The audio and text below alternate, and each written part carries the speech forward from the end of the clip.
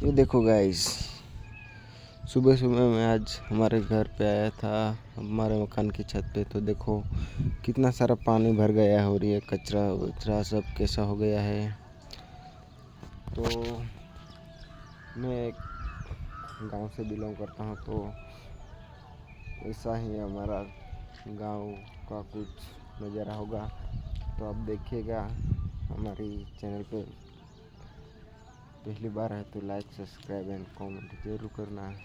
तो मैं आपको दिखाने वाला हूँ हमारा गांव का व्यू, जो मानसून के सीज़न में कैसा दिखता है। तो चेक करो आप लोग।